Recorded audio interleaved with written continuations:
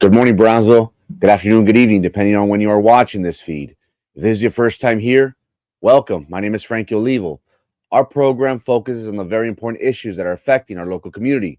We have shed light on injustices, and we have allowed for our platform, this mic, to be that of the voice of the people. Now, if this is something that you can see yourself supporting, we ask that you like, comment, and share this live feed. Now, as of late, our Facebook page is at risk of being taken down. The powers that be do not want you, the voter, the constituent, the resident of the city of Brownsville, to know the truth. But remember, fam, we will not be silenced. If you're really about the cause and you really want to stand up to corruption and you want to hold our elected leaders accountable, well, make sure you subscribe to our social media platforms. You can subscribe to both Facebook under Frankie Olivo and on YouTube. We could be found under Frankie Olivo TV. Remember, Good Morning Brownsville will come on Monday through Friday at 9 a.m. religiously, rain or shine. So make sure you subscribe to Frankie Olivo TV to tune in. We will not be silenced. And always remember, Brownsville, I will forever be grateful to each and every one of you for your time and attention. Thank you so much for being here today. How we doing, chat? How we doing? Happy Monday. I hope y'all had a great weekend. To all the baby daddies and all those mothers that take credit for being a dad. All love. Mother's Day and Father's Day should be remembered as a day where we're appreciative of those individuals that are part of our lives that have made a positive impact and continue to do so. It's interesting because not necessarily somebody who is our father necessarily is one that helps us out in life, that gives us advice. So shouts out to all the men and women out there that are a part of a young man, young woman's life and are guiding them, molding them, supporting them emotionally, physically, monetarily. It's very important to have a great support system, a part of our team. I think that's very, very important moving forward. It's interesting because everybody always, my friends always make fun and they say, "Oh, when it's Mother's Day, the mothers get everything, but when it comes to us, when it's our time, we don't get nothing." But yesterday I did go pick up some food because it was crazy. So even though many people don't like to say it, we do appreciate the fathers. We are thankful for them being a part of our lives and giving us that advice. So hope everybody had a great weekend, especially all those fathers that are worthy and that deserve the recognition. Today, chat, we'll be talking about a very, very interesting thing that happened not too long ago. We titled our program, "What Really Happened When County Inmates Caused a Riot," which led to a jailer being arrested. We have heard from multiple sources, from multiple people, that things just aren't what was being published by the news. Today, we will talk about this day in question. We will dive deep into it. And if all goes well, we should have a guest. We will be having a guest on that will give us a better insight into what happened on that tragic day. It's important for our community to recognize that there are always 2, 3, possibly 4 sides to every story. And that's our job here at Good Morning Brownsville. Again, we present you the good, the bad, and the ugly, the black and the white. We stay away from the gray area. We believe that you, as a resident, as a taxpayer, as a voter in the citizens in the city of Brownsville, you deserve to know the truth, the whole truth, and nothing but, you guessed it, the truth. And that is what I hope to convey today. I want to paint a picture for you. Ultimately, you, the voter, will decide whether how you feel on this certain instance. And that's my job. My job is to give you everything. My job isn't to convince you one way or the other. Not at all. My goal, my role in life is to give you the good, the bad, and the ugly, and you, the voter, decide on how you feel on certain instances. So again, what really happened when county inmates caused the riot and a jailer was arrested? Brownsville, tune in because this episode will be very, very interesting. And that is how we will start today's show. Thank you for joining us.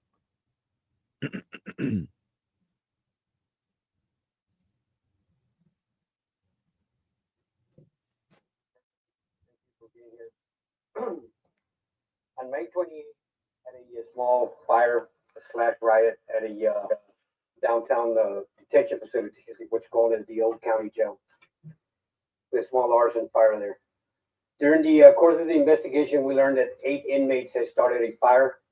It was immediately extinguished by the guards that were on tour that day. We also learned that while 3 of the inmates were being extracted from one of the cells, they had been assaulted by now ex-jailer Alejandro Lasso. We learned that Lasso had used the canister of pepper spray or mace to hit the inmates in the back of the head. And this we learned from himself, giving a statement as to how he did it and what he used to assault the inmates. Based on that, we secured 3 arrest warrants. He was taken into custody yesterday in the afternoon, and he was arraigned this morning. He was charged with aggravated assault by a public servant.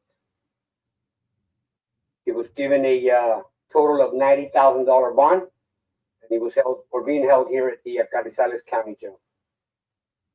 The 3 inmates that were assaulted that day, they were taken to the local hospital. They were treated for their injuries, and they were released back to our custody. Those that participated in the arson, they will be charged with arson and damaging county property. Lasso used to work for about 14 years with the county. He used to hold the rank of lieutenant.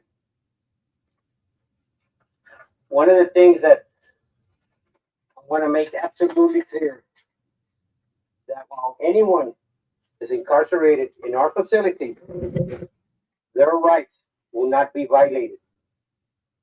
But also, if an inmate assaults one of my guards or damages any kind of county property, power charges will be placed against them. Additionally, I want to emphasize that Lasso does not represent the hardworking women and men who serve with dedication and integrity our detention centers every day. What he did is not what we practice here on a daily basis. As a department head, it's hard to arrest one of your own. But I made it real clear when I took office that we were going to be transparent. And here you have it. Whether good or bad, our people need to know. Thank you. Again, our program is titled What Really Happened When County Inmates Caused a Riot and a Jailer Was Arrested, Brownsville. Just to give a little insight, I had the pleasure of working for Cameron County for 8 years. I served as the court coordinator for the 404 District Court under State District Judge Elia Cornejo Lopez. And during my time working for Cameron County, I got to meet amazing people that worked for the county. And one thing that I can tell you is that those were probably the best days of my life working at the courthouse. It taught me a lot. I met a lot of very interesting people during my time there.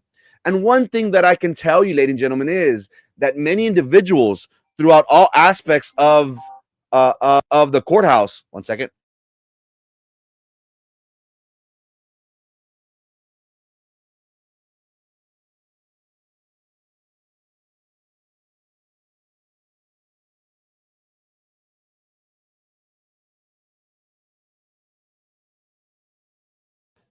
So I know what it's like working for the county. And one thing that I can tell you is that many of these individuals that work for Cameron County are understaffed and underpaid. One thing that I can tell you is that these individuals are amazing people that take pride in what they do. Working as a court coordinator for a state district judge, I got to learn of uh, protocols, procedures. I dealt with inmates. I dealt with attorneys. I dealt with judges. And the interesting thing about this, ladies and gentlemen, is that one thing that I found out was that these individuals that work at the jail, they're understaffed. They don't get paid properly. We're talking about individuals that have to deal with very serious criminals. Um, you're talking about murder, kidnappings, aggravated assaults, sexual assaults, rape, um, individuals that prey on young children. And when I spoke with these jailers and with the staff, one thing that they said is, hey, our lives are at risk day in and day out. You know, feces gets thrown at us, urine. We're susceptible to violence, to harm against our bodies. One thing that we heard from former Sheriff Eric Garza was his request from Commissioner's Court for more pay. And that is one thing that has affected our area as of late. Now, currently, our current sheriff, Trevino, he has been trying to get proper pay for his employees. He has gone before Commissioner's Court before. But one thing that we see is that for whatever reason, Commissioner's Court hasn't been so quick to deliver. Now, when we talk about former Sheriff Eric Garza, he was met with a lot of resistance from Commissioner's Court. Why? Well, Commissioner's Court, they favored, and it's hard to go against an incumbent. We know that. But many of them favored Sheriff Lucio. So when Eric Garza came out in the primaries and beat Sheriff Lucio, it was a shocker because again, everybody thought that Sheriff Lucio is strong and nobody will be able to dethrone him. And what we saw during Eric Garza's tenure was a lot of hostility, was a lot of resistance. He asked for more pay from his employees. He asked for more manpower. And guess what? He didn't get it. One thing that I hear from the Cameron County Sheriff's Association is that they lose employees in more ways than one. It's hard for us as Cameron County to compete with the likes of Hidalgo County, the U.S. Marshals, Border Patrol, and other federal agencies. What happens usually is that Cameron County trains these individuals, prepares them, gets them all the certifications that they need. But once they're done, they turn their back on Cameron County and say, thank you so much. I'm going to another agency. Whenever we talk about the jailers, again, look at the pay that they get, ladies and gentlemen, $35,000. Many people say, and again, I'm not sure, but people say, hey, you make a lot more money working for McDonald's. Again, there is that idea that McDonald's is trying to pay $15, $20 an hour. What do we see from our Cameron County jailers? They're understaffed. You think $35,000 in today's society is worthy of are people flocking to these jobs? No. When we talk about inflation, ladies and gentlemen, what have we seen? Everything's expensive. Everything's very expensive. Has the pay gone up? No. And again, I'm a former county employee. I was there from 2012 when I graduated from the university to COVID 2020. During my 8 years working for the county, We were promised raises. Oh, vote for me. I'm going to give you a raise, county employee. I'm going to give you a raise. We saw a 1%, a 3% at most raise. When you really look at the big picture, 3% after taxes, you're lucky if you get $60, $40 on a paycheck. So is it really a pay increase? No.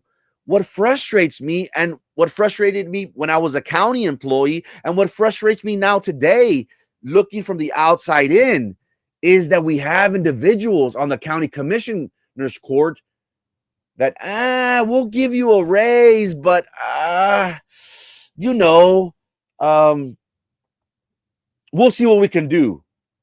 But what happens? What happens whenever the commissioner's court, they want to give themselves a raise? Again, I was there for 8 years. During my tenure there, I believe I saw the commissioner's court give themselves maybe 2 raises. Since then, they've given themselves 4 raises in total. And my thing is, hey, people don't run for politics because they want to get rich. They want to they want to make an impact in life. Isn't that so? Isn't that what we expect from our elected officials? Not to get rich on the county, on the city, on the school district seat, because ultimately that seat belongs to who, ladies and gentlemen? Belongs to us, the taxpayer. But what have we seen? Susan stated, and in her findings stated that the commissioner's court, that they spent $100,000 on the venue to trying to get this passed. Is that responsible of them when they know that they're understaffed at the sheriff's office? They know that they're underpaid. They're paying them $35,000, and they're met with criminals. They're met with hardcore criminals. Again, who are we talking about?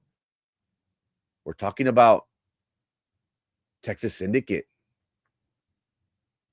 We're talking about individuals that are hardcore. Again, these aren't choir boys. You're talking about the Bayucos, the Tangos, the Sureños, the PRM, the Partido Revolucionario Mexicano. These are hardcore individuals. And you're paying the jailers $35,000, which is peanuts, to deal with these hardcore criminals. Again, today we want to focus on what really happened on that day. And our quest, ladies and gentlemen, our quest is for us to focus on, is there something else that happened? Is there something else that we don't know about? Now, again, I do have someone that will be joining us very, very soon, but I want to lay a predicate. I want to lay the context to what we're dealing with, and I want to show you exactly where this happened. If I can show you very quickly. Now, this is where I used to work, 942 East Harrison Street in downtown Brownsville, and this is the judicial building. Am I on the screen? Yes, I'm on the screen. Okay, good. This is the judicial building, ladies and gentlemen. And I just want to let you know what these individuals are dealing with, okay? Here, ladies and gentlemen, right here is the judicial building. That's where court, either for civil or criminal cases, you have the JPs there, if I'm not mistaken. No, the JPs are downtown. But you have the misdemeanor courts, the district courts, okay? The administrative building here on the screen, that's where the district attorney is. Okay, here, right here, this is the elections department. This is where you can go and vote. Okay, and if we slide a little bit down, here, ladies and gentlemen, right here where I'm pointing at, behind this tree, this is where the inmates get delivered from Carrizales. Whenever they have court, they get brought in at 3, 4, 5 in the morning to get them ready. Whenever they have court. And if I could take you around the corner, again, this is the probation office right here. So I'm giving you a little context into where this riot happened. So again, this is where they get dropped off, ladies and gentlemen. right here. Right here, ladies and gentlemen. Right here, if I'm not mistaken. And in here, ladies and gentlemen, in here, this is the old county jail. What I'm being told, and again, I've never been there personally, but this is where it's located. And again, what's around here? Well, right next door, ladies and gentlemen, this is the back of the courthouse. There is an entrance here, but right next door to this right here is where the judges park. This is the parking lot for the Cameron County judges. So just imagine, look at the close proximity. What would have happened if these inmates would have escaped? What would have happened if a tragedy would have happened during this day? So again, we are about to bring someone on, but I want you to understand, is there more to the story? We're being told that someone was arrested, that the case was closed on a Thursday. But I want you to ask yourself this question. Is this politically motivated? Is this a case where lives were saved, but an employee was thrown under the bus? Today, ladies and gentlemen, we have before us a concerned citizen that will give us a little more insight into what happened. Let me bring that person on. One moment.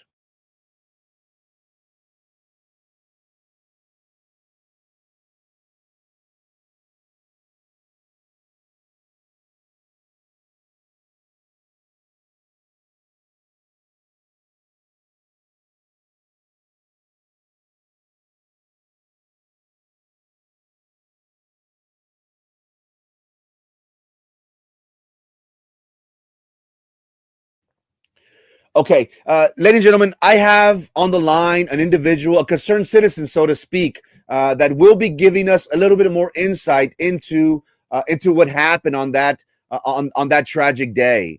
Hello, good morning. Hi, good morning, Frankie. Now, before we start, have we ever spoken before? No. So this would be the first time that you and I talk about this in detail. Is that correct? Yes. Okay. Now, very quickly, um, without revealing your who you are, I don't want the community to say, "Oh, this is a bluff. This is the sham." How do you know this information without revealing your source or who you are? My husband is actually one of the jailers who was involved in the riot/arson incident with the inmates. Oh, okay. So your husband was present on that day. Is that correct? Yes. Okay. So you have firsthand knowledge of what happened on that tragic day. Yes. Okay. If you can start, if you could paint us a picture of what exactly happened on that day.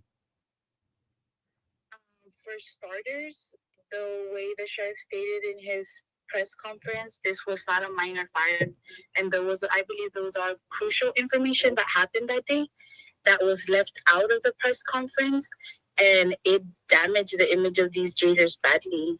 Oh, okay. I'm being told that they can't really hear you. So you're saying that the image of the jailers was is at jeopardy because things that were shared during the press conference. Is that what you're saying? That is not actual fact. Yes. And what exactly isn't a fact of what was said on that day? There wasn't 3 inmates sent out to the hospital. There was actually 4 inmates sent out to the hospital that day. The 4th inmate being an elderly man who had nothing to do with the arson, who had to be sent out because of the severe smoke inhalation. So, like I stated, it wasn't a minor fire the way the sheriff was trying to make it seem. Okay, so you're saying that during the press conference, the sheriff stated that there was 3 individuals that were sent to the hospital and that it was a small fire. What you're saying is that there was actually 4 individuals that were sent to the hospital, one of them being an elderly inmate that had nothing to do with this riot. Is that correct? Yes. Okay, and why would you think that the sheriff would leave out this important this important information out of an elderly inmate being sent to the hospital? I think he was trying to focus on the jailer's actions more than the magnitude of the incident, or maybe he didn't want to bring light to the magnitude of the incident, because to address this as a minor fire when there was people that actually got carbon monoxide poisoning. So you're saying that the sheriff is minimizing the incident in question, that there were people that were affected by this because of carbon monoxide. Is that correct? Yes. Now, you said previously right now that the sheriff is focusing on the actions of the jailers. Were lives at risk in your based on your information? Definitely not just the inmates' lives, which the sheriff stated there was 8 inmates. There was actually about, I believe, 14 inmates. He didn't say that 6 of those inmates were actually evacuated by the 5 jailers who were present.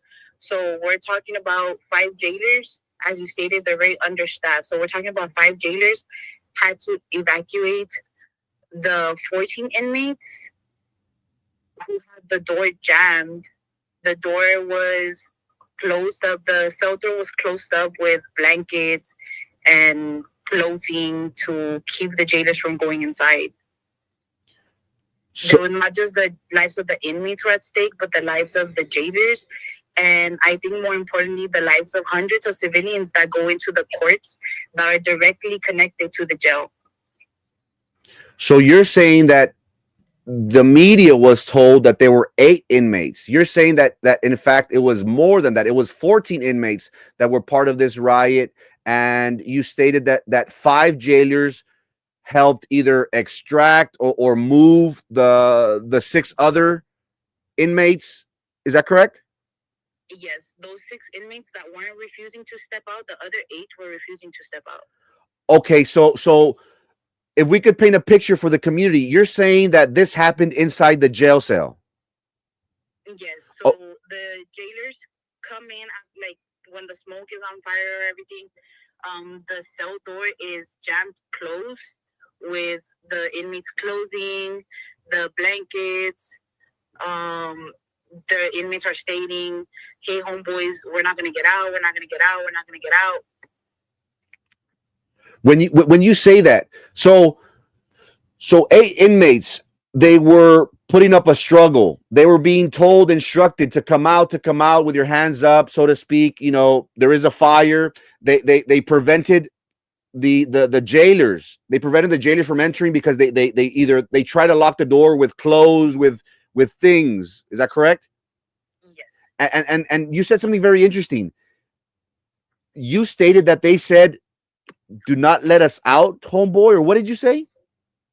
Yes, the inmates were grabbing onto each other, stating, "Don't let us out, homeboy, don't let us out." Like, meaning basically telling the jailers that they're not going to come out. Okay, so the 8 inmates that were in the cell were holding on to each other, and they were resisting, and and somebody said, "Do not let us out, homeboy," meaning that they didn't want to go out, that they were resisting. Is that correct? Yes, and I think it's very important to point out these are not regular inmates. We're talking about gang affiliate inmates who have a history of violent behavior. The previous day, which this incident happened May 22nd, the sheriff stated it happened May 28th, but it did not. It happened May 22nd. On May 21st, these same inmates actually destroyed a different cell, leaving the cell in an unliving condition. And before that, maybe not even 2 weeks before that, those same inmates actually started a different fire. It just didn't get to this magnitude. So these inmates who are gang affiliated have already demonstrated the jailers that they don't care. And you said something very interesting, because according to the reports, you stated that the sheriff said on the press conference that this incident happened on a certain day, but you're saying that it happened a week before. Is that correct? Yes, it happened May 22nd. I believe he said in the press conference that it was on May 28th. Do you think that was just a typo that you know a slip of the tongue, or do you think that there's something more? I believe he slipped because he was trying to focus more on the jailer's arrest, the jailer that got arrested, which I think it was on that date on May 28th.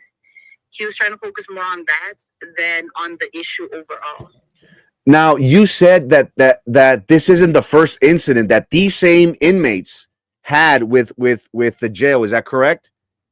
Yes. So you said that the day in question, which originally happened on May 22nd, the riot, the jailhouse riot, you're saying that the night before that they did something similar, that they destroyed county property. Is that correct? Yes, they destroyed a whole cell to the point where the cell was no longer in living condition. They couldn't keep the inmates there, so they had to be moved to a different cell. Now, are you and okay? And you said an incident happened before then. So then, these individuals who you stated that they're hardcore gang members, they're not choir boys. You're saying that they have had several incidents where they have been violent, where they have destroyed county property. Is that correct? Yes. Now, what is the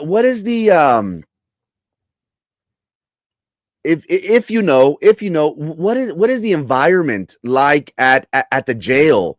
Is this a case where the jailers control the jail because of lack of manpower, or does this administration have its grip on the county jail? Because this is the first that I hear that these same inmates caused disturbances before. Would you be able to tell us, in your opinion, based on what you know and what you've heard, do you think this administration has control of the jail? Yes. I mean, the jailers basically have to do everything. The jailers are in charge of the controls. The jailers are in charge of feeding these inmates, of taking care of these inmates, and it's so 5 jailers. In this certain incident, it was 5 jailers being overpowered by 8 inmates. If the other 6 inmates that got evacuated would have joined the riot, would have joined the arson, it would have been 5 jailers against 16 inmates. Let's say that it would have extended to the whole jail becoming a riot, stepping into a riot or something like that. It would have been these same 5 jailers with about 100 or maybe a little bit over 100 inmates. So you're saying that there was a possibility that these 5 jailers could have been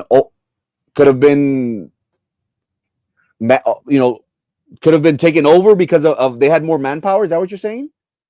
Yes, definitely. Not only, let's not exclude the fact that where the arson happened was on the same floor level where the controls for the entire jail are located. So if these inmates would have stepped out of the cell, if these inmates would have overpowered the jailers, they could have definitely opened all the doors, letting all the inmates out, letting themselves out, being a serious harm to all the individuals near that area. We're talking about judges, we're talking about attorneys, we're talking about a lot of civilians.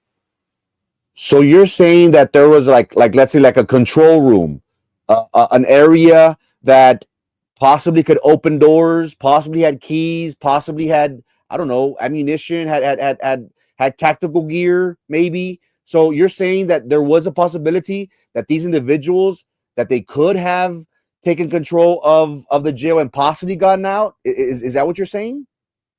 Yes, definitely. I believe if the jailers wouldn't have stepped in, and because as jailers, they do a little bit of everything. I mean, the jailers themselves extinguished the fire before the fire department got there. The fire department congratulated the jailers on their, I want to say, heroic acts in extinguishing the fire without losing any lives, without any life-threatening injuries to anybody. This could have definitely gotten out of hand. The inmates could have definitely gotten out if they would have overpowered the jailers. You just said something about the fire department. What did the fire department say? That they congratulated the jailers, or what did you say? Yeah, the fire department congratulated the jailers on their actions on extinguishing the fire, because like I said, it wasn't a minor fire. There was a lot of black smoke. There was a lot of gray smoke. And Sheriff Trevino's aware that some of his jailers even got carbon monoxide poisoning from this issue. So if we could paint the picture uh of the jailers, they're at the front door. These inmates, these 8 inmates, they're holding on to each other and they're resisting and they're saying, "Do not let me out, homeboy." Letting them and as a jailer, you don't know what that means. That probably means that, hey, we're going down with a fight. So you're painting a picture that this cell, was it visible? It was dark. They couldn't see what what weapons the inmates had. Is that fair to say? Yes. I mean, um, I'm not sure what was going on in there, but as the jailers, they're stepping in blind. You're not. You can't see. You're in a cell full of black smoke, full of gray smoke. These inmates are letting you know that they don't want to step out, that they're not gonna step out, that basically that they're willing to die in that cell. You don't know if they have shifts on them. You really don't know what you're stepping into. So essentially, the jailers were risking their lives to try and extract these individuals. And again, the role of a jailer is to protect the inmates themselves. So what you're saying is that these jailers acted heroically because they didn't know what was behind that black smoke. They didn't know if there was weapons. They don't know if these inmates were ready to attack them. Is that what you're saying? Yes, especially stepping into a situation where you're not you're not very you're not very sure how you're supposed to control it. You're not very sure how you're supposed to act on it. I mean, by all means, if the sheriff has any information on how to act during an arson and a riot while you're short staffed, or time is crucially important, I mean, let us know, because nobody gave them a memo or nobody told them, hey, this is what you do. These jailers were stepping in blindly. See, hey, we have a fire extinguisher, we have a Scott air pipe, and that's it. We're gonna see what we can do with it. Do we know how the fire was started? I know it's through an investigation, but is there an idea of how this was started? I'm not sure. I'm not sure. To what I'm aware of, most of the incidents with inmates like this happen. Most of the time, I'm not sure if it's with this scenario, but a lot of the time it's just with inmates building tattoo guns or inmates building stuff to heat up their food and stuff like that. Interesting. Now, so the fire department stated that the jailers acted heroically. What could have happened? Could lives have been, could people have died from this incident in your opinion?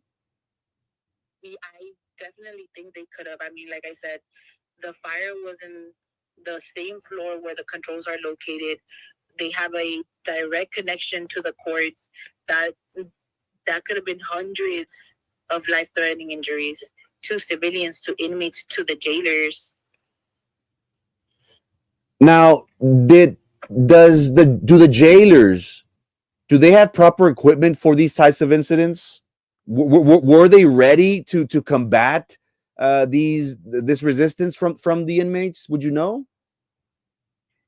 I don't think as much time as you've worked in county, I don't think you're ever ready for an incident like this, because you don't get like I said, you don't get a memo or you don't get a paper saying like, hey, this is step by step what you do when this happens.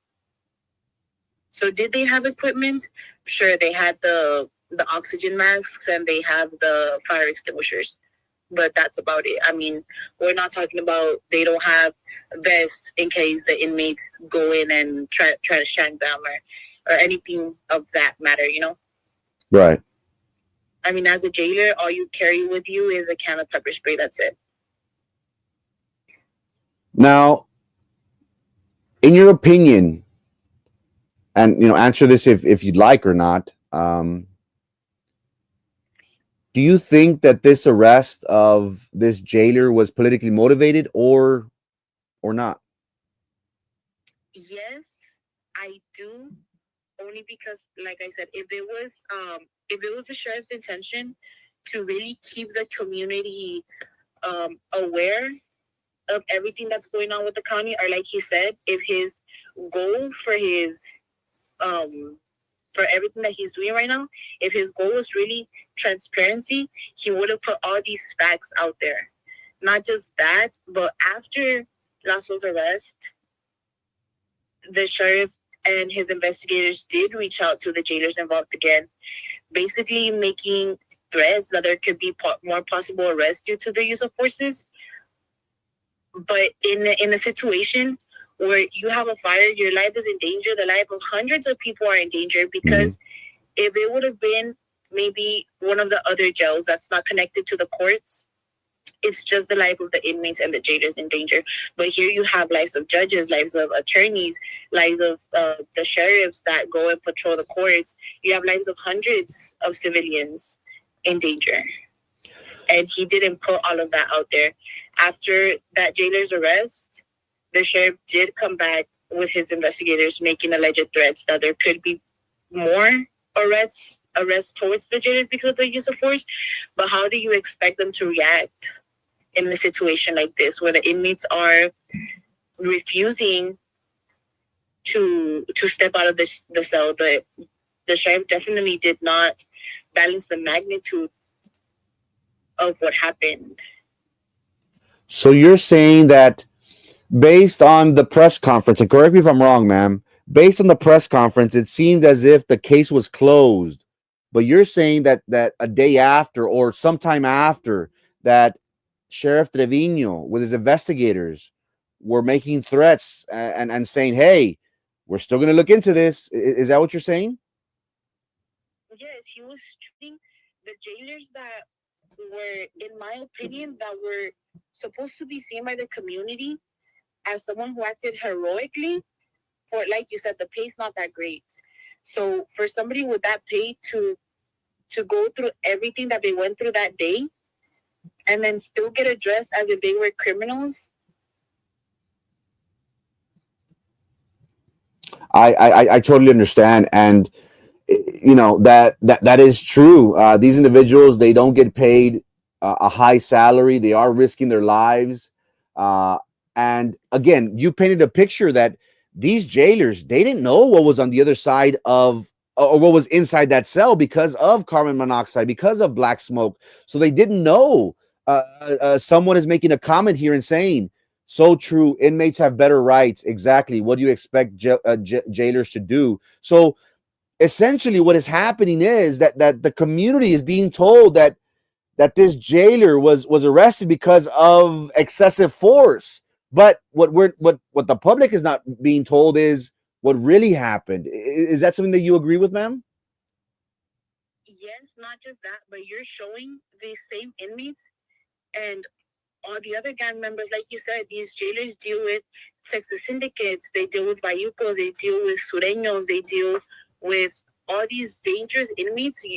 You're showing them that they can act this type of way. They can put lives of hundreds of people in danger and pick up a simple arson charge. And the jailers that are supposed to be protecting them and protecting the community and all of that, they get reprimanded for their actions, for acting out, trying to protect the public and them. They get reprimanded. They get screwed over. Wow, that's a great point that you make, because what message are we sending? Because you stated that the same inmates, that they caused several disturbances, several, mini riots, so to speak, that this isn't the first time. So what you're saying is, what message are we sending to these hardcore criminals, that they're more protected, that their rights are more important? And again, their rights are very important. That shouldn't deter us from that. But what you're saying is that these individuals, they're going to see that all they get is an arson charge, and that's going to give them more animal to continue to do this. Is that what you're saying? Yes, especially because, like I said, I mean, those individuals, they were willing to die in there. They didn't want to step out. And this is not the incidents that I told you about. This was maybe like just in that past month, they've had, I'm not sure if with those same inmates, but with that same gang of inmates that conducted this, there was a fire back in 2017. There was a riot back in 2022. These happened at the bigger jail in Carrizales. Like there's a history behind this. And right now you're showing them that they can act out the way that they did and put all these lives in danger, and they're just going to stay in jail. They're going to continue what they're doing. So but the people that are supposed to go home to their families every day, and the people that are supposed to be proud of the job that they're doing, they get reprimanded and they get thrown in jail and they get treated like criminals and they get investigated like criminals. So you're saying that Cameron County has seen its fair share of riots, of disturbances by the inmates. Would you say that this is probably the worst one, or one of? I would say this is probably one of the worst ones, to my knowledge. Right, I'm not aware of everything that's happened, but to my knowledge, I would say that this is probably one of the worst ones, and it was very minimalized by the sheriff. In his own words, this was a minor fire. And I believe if it was a minor fire that caused carbon monoxide poisoning, I don't think that it should be addressed as a minor fire. So based on your knowledge, this wasn't a small fire. This was a big fire. This is a big riot that potentially put many lives at risk, both inmates and jailhouse staff. Is that what you're saying? Yes, and as something that I believe the jailers should have been, maybe, I don't want to say, put them out as heroes, but I don't think they should have been put in the spot that they were put in by Sheriff Trevino to the public. He made them seem like they were beating up the inmates for lighting up a candle.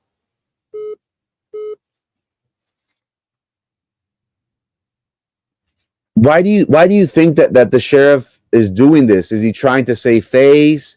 Is this politics? What's your opinion?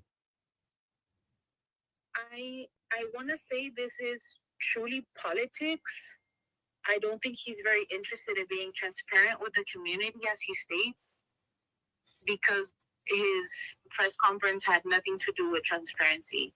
There's a lot of facts that are being stated here that should have been stated in the press release that he gave. I see. So there's a lot of information that has been omitted from that press conference, and you think that this is more trying to save face? Yes, I believe he should have. I'm not saying it was wrong for him to address the minor injuries of the inmates or anything like that. No, but he should have put everything out there. He should have put why those minor injuries happened, how they could have happened, how they did happen, everything that led to that. And primarily, I believe he should have put out there the history of these inmates. I mean, I know one of the questions from the reporters were if that jailer, if Lasso had previous excessive use of forces, he could have used that part to state that he didn't, but these inmates did have previous incidents like this. So these same 8 inmates that caused the riot, that caused the fire, that were preventing the jailers from doing their job and keeping people safe, you're saying that these same inmates have had similar instances where they've done something like this, and the sheriff didn't explain that, and that would have probably changed the narrative. Is that what you're saying? Yes. Now,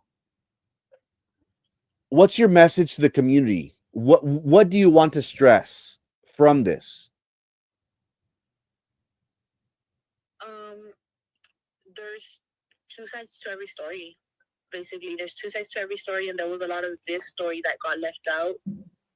And it's very unfair. Not just, everything Mr. Lasso is going through, not just that, but the image of all the jailers involved and the integrity of all the jailers involved. Like I said, my husband told me he felt like a criminal when he was being addressed by the sheriff and his investigators. He even thought twice about continuing his law enforcement career because of this incident, and I really don't think that's fair. Someone states, I agree. He made it seem like jailers overreacted to a simple fire. I would want to hear from him of how he would have handled the situation. Smoke causes poor visibility in poor ventilated areas, in my opinion. I'm sure inmates weren't very cooperative. So your message to the community is that all the facts aren't being released to the public. You're stating that these same 8 individuals were being resistant, that they were holding on to each other, and they were telling each other, do not let them take me out, homeboy, meaning I'm willing to go down to the very end. And you're saying that the actions of the jailer that was arrested was more heroic. Why? Because we don't know what could have happened.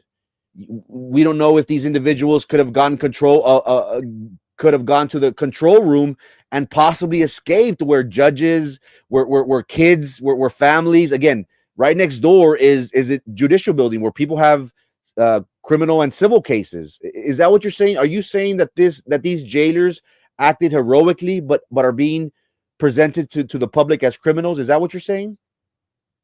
Yes, and like the comment stated, I myself would like to hear from the sheriff too how he would have addressed this differently, how you would have put the life of your staff at risk, the life of hundreds of civilians at risk, the life of hundreds of inmates at risk, without using force, with inmates who are refusing to step out of a burning cell. Because if he has a protocol on how he would have done that, I would like to hear it too. Are you saying that the jailers aren't properly trained for these type of riots, or that they're not being, refreshers where they're constantly being educated on this is what we do? This is that what you're saying? Yes. So there is no, to your knowledge, there has been no trainings, no formal education in regards to the jailers, how they should react, because somebody said, I want to hear from the sheriff how he would have handled the situation. So you're saying that essentially there is no procedure protocol in regards to these type of situations. Is that what you're saying? Yes, to my knowledge, the only thing that these jailers are trained in is how to be a jailer. How to be when you say how to when you say how to be a jailer, like transfer inmates, take them to court, take them here, take them there, like minimal stuff, like basic stuff. Is that what you're saying? Yes, I could be wrong.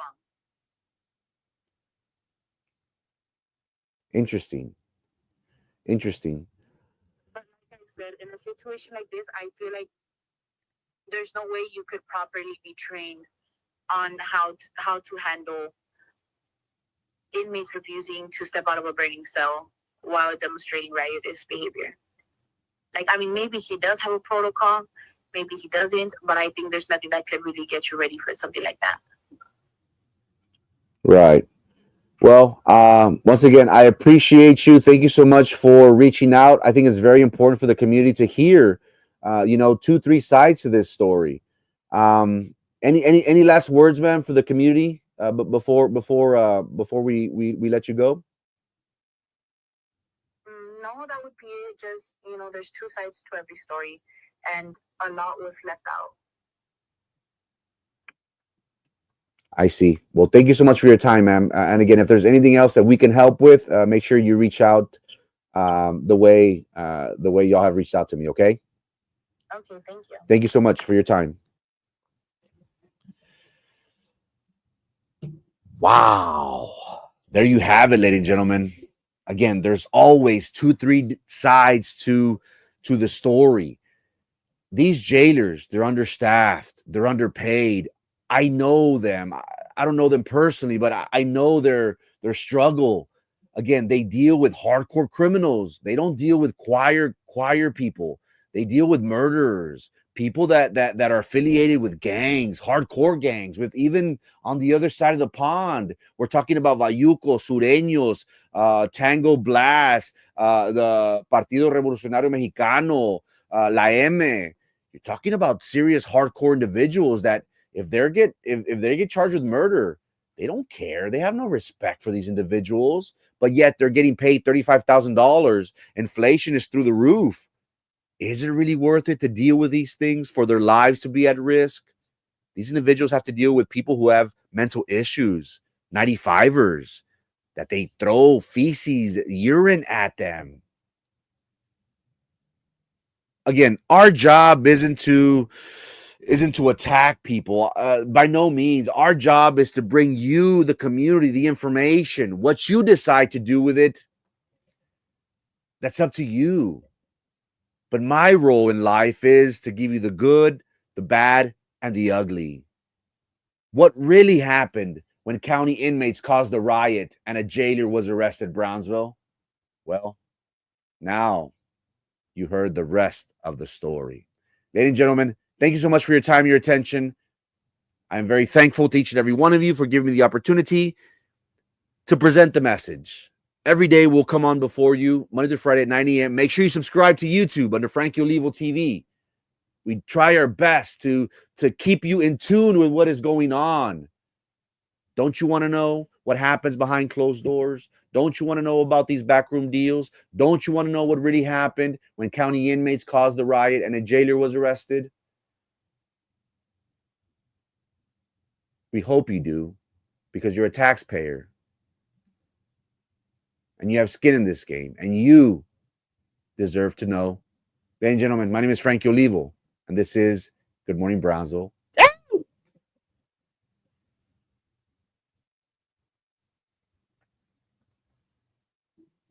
No elevator music. No elevator music for the outro. Just vibes, fam. Just vibes. Flex on them hoes. Happy Monday, fam. Peace.